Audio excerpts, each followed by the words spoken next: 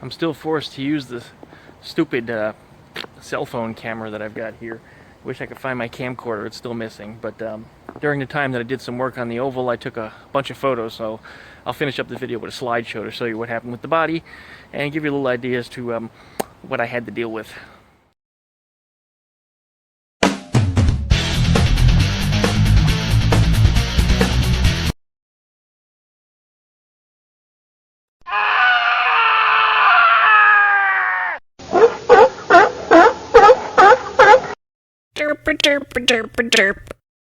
So the body turned out to be in far worse shape than I thought, but not so much because of the condition that I found it in, but rather because of what I had done to it.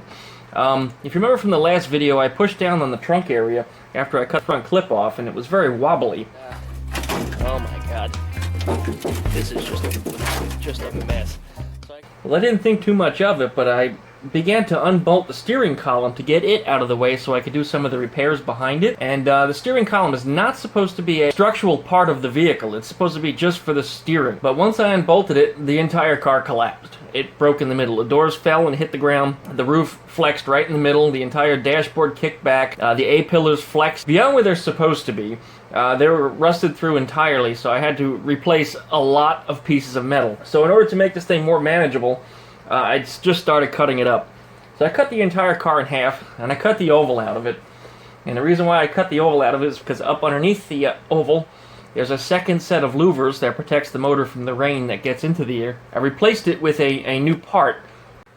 I couldn't find a suitable donor piece for the A-pillars and windshield area, so I wound up making one. I cut up an old windshield frame from 1969, and they're slightly curved, but I made changes to the metal so that way it not only became as flat as I could possibly make it, but also so that it conformed to the shape of the 1956 oval windshield, and allowed the original 56 part to fit in there. The entire windshield frame, top, bottom, sides, and A-pillars around the roof, I mean, all of that needed to be replaced, including a good section of the dashboard. Then I began to put the car back together.